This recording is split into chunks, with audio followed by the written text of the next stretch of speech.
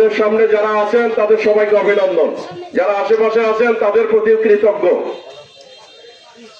সাংবাদিক যারা আছেন, এই আজকের কর্মসূচি প্রচার করবেন আপনারা, উপজেলা বিএনপির পক্ষ থেকে আমরা আপনাদেরকে কৃতজ্ঞতা জানাচ্ছি।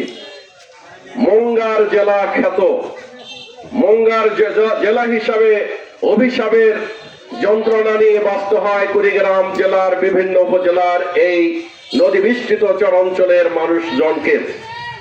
আমরা মুঙ্গায় ভুগি, আমরা অভাবী, আমরা মফিজ, আমরা আবুল, এই জাতীয় হরেক রকমের বিশেষণের কুড়িগ্রাম জেলার মানুষকে সবসময় অপমানিত করা হয়, তুচ্ছ তাচ্ছিল্য করা হয়।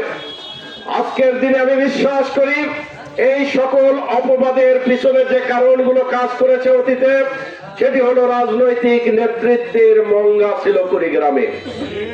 প্রিয় ভাইরা, গতকাল বাংলাদেশ জাতীয়তাবাদী দলের চেয়ারম্যান, গণপ্রজাতন্ত্রী বাংলাদেশ সরকারের মাননীয় প্রধানমন্ত্রী আমাদের রাজপথের শুধু না, খেতে খামারের, জেলে তাঁতি মাঝি, রাস্তা এবং গৃহস্থলীর সাথে যারা জড়িত সকল মতের সকল পথের মানুষগুলো গত 12ই ফেব্রুয়ারি নির্বাচনে বাংলাদেশ জাতীয়তাবাদী দলকে নিরঙ্কুশ ভাবে ভোট দিয়ে রাষ্ট্রীয় ক্ষমতায় বসানোর সুযোগ করে দিয়েছে।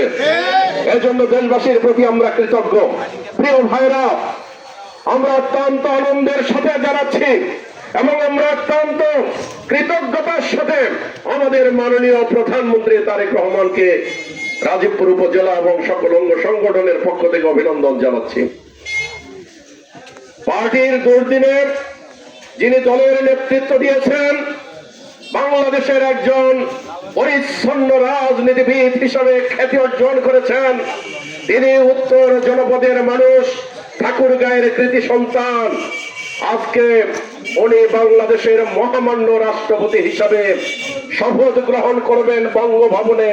শপথের আয়োজন চলছে। প্রিয় ভাইরা, পাশাপাশি এই উত্তর জনপদের আরো একজন কৃতি সন্তান, আমাদের রাজশাহী ইউনিভার্সিটির সাবেক ছাত্র নেতা, রাকসুর নির্বাচিত ভিপি, বাংলাদেশ জাতীয়তাবাদী দলের নির্বাচিত কেন্দ্রীয় ছাত্র দলের সভাপতি, 1-11-এর সময় ফখরুদ্দিন মঈনুদ্দিনদের রক্ত চক্ষু উপেক্ষা করেন যিনি বাংলাদেশ জাতীয়তাবাদী দলের নেতৃত্বে আসীন হয়েছেন, বেগম খালেদা জিয়া জীবদ্দশায় যিনি তার ভাষণ বক্তৃতায় বলেছেন রিজভী একটা সুস্থ ছেলে, ত্যাগী ছেলে, দলের জন্য সে কখনো হাল ছাড়েনি। সেই রিজভীর দিকে তাকিয়ে রাখতে হবে আমাদের সকলের নজর। মাননীয় প্রধানমন্ত্রী গতকালকে রিজভী আহমেদকে মহাসচিবের দায়িত্ব দিয়েছেন। বারবার দেখেন, বারবার খেয়াল করেন, 1-11 শুধু নয়, স্বৈরাচার ফ্যাসিস্ট হাসিনার আমলে পল্টনের ছোট্ট একটি কামড়ে পরিবার পরিজন স্ত্রী সবাইকে ছেড়েন উনি অবস্থান নিয়েছিলেন বিএনপির কেন্দ্রীয় কার্যালয়ে। কখনো হরতাল, কখনো অবরোধ, কখনো কার্যালয়ের তালা ভেঙে চুরে টেনে হেসড়ে গাড়িতে তুলে জেলখানায় নিয়ে গিয়েছেন। মাসের পর মাস রেজভী আহমেদকে কারাবরণ করতে হয়েছে। রেজভী আহমেদ দুর্দিনে বাংলাদেশ জাতীয়তাবাদী দল বেগম খালেদা জিয়ার আস্থা রক্ষা করে তারেক রহমানের নেতৃত্ব মেনে এই দলের নেতৃত্ব দিয়েছেন। গতকাল এরকম একজন ত্যাগী পরীক্ষিত রাজপথ থেকে উঠে আসা বিশ্ববিদ্যালয় ক্যাম্পাস থেকে ইতিহাসের প্রথম একজন ছাত্র দলের সভাপতি রাজশাহী বিশ্ববিদ্যালয়, সেই নেতাকে মহাসচিব মনোনীত করা হয়েছে। এই কারণে আমরা গর্বিত, আমরা আনন্দিত, আমরা উচ্ছ্বসিত। আমরা এর জন্য আজকের এই আয়োজন করেছি। যারা শরীক হয়েছেন তাদের প্রত্যেককে অভিনন্দন জানিয়ে আগামীর বাংলাদেশ, সবার আগে বাংলাদেশ, তারেক রহমানের যে মিশন, ভীষণ, ফ্যামিলি কার্ড, ইমাম মুয়াজ্জিন খাদেমদের সম্মানী ভাতা, কৃষি কাজ সহ খাল খনন, বৃক্ষরোপণ যে কর্মসূচিগুলো নিয়ে শুরু করেছেন, আমরা আসুন সবাই এই সরকারের পাশে থেকে এই সরকারের উন্নয়নমূলক কর্মকাণ্ড বাস্তবায়নের সুযোগ করে দেয়।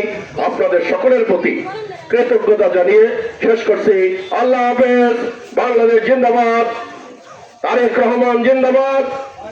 আমাদের মাননীয় মহামান্য রাষ্ট্রপতি আপনার জন্য শুভকামনা। রিজভী আহমেদ আপনার জন্য আমাদের আন্তরিক অভিবাদন। আসসালামু আলাইকুম ওয়া রাহমাতুল্লাহ।